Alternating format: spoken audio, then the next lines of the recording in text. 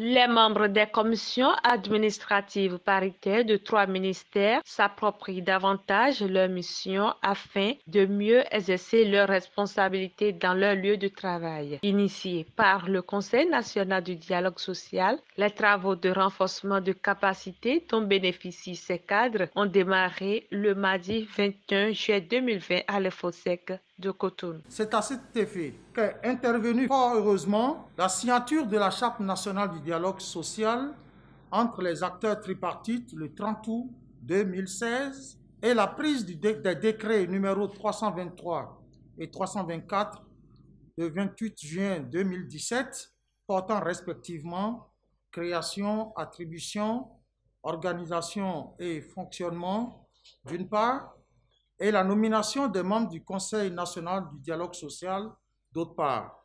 L'installation des membres de la dite institution a eu lieu le 4 août 2017. Dès lors, plusieurs activités sur le plan national et international ont été menées, dont des ateliers de renforcement de capacités au profit de plusieurs groupes cibles.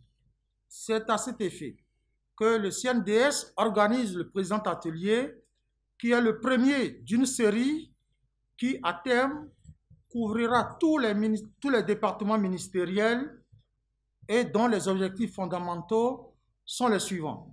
Outiller les membres des commissions administratives paritaires, CAP, mis en place en application du décret 2019-457 du 16 octobre 2019, afin de leur permettre de s'approprier davantage leur mission et à exercer au mieux leurs responsabilités dans leurs ministères respectifs.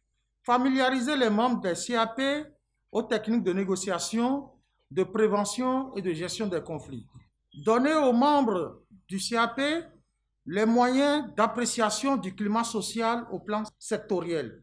Échanger avec les membres du CAP sur les outils de performance d'une structure de dialogue social et enfin, échanger sur quelques thématiques d'actualité ou essentielles pour mieux participer au débat sur les politiques publiques. Le présent atelier de renforcement de capacités concerne les membres des commissions administratives paritaires du ministère du Travail et de la Fonction publique, du ministère des Affaires étrangères, de la coopération et du ministère de la Sécurité publique. Monsieur le Président du CNDS, cette formation vient donc à point nommé pour renforcer les capacités des membres titulaires des CAP et leur permettre ainsi de mieux comprendre leur rôle et leurs responsabilités afin de ne pas paraître comme des bourreaux pour les agents de l'État, leurs collègues.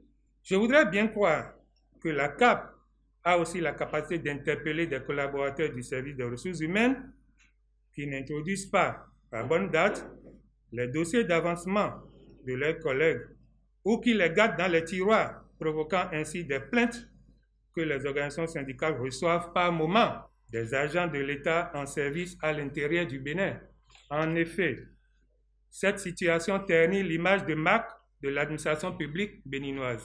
Par ailleurs, nous souhaitons que cette opportunité qui nous est offerte nous permette de relever au niveau du statut général de la fonction publique certaines ambiguïtés ou zones d'ombre qui créent des difficultés dans l'application de la dite loi.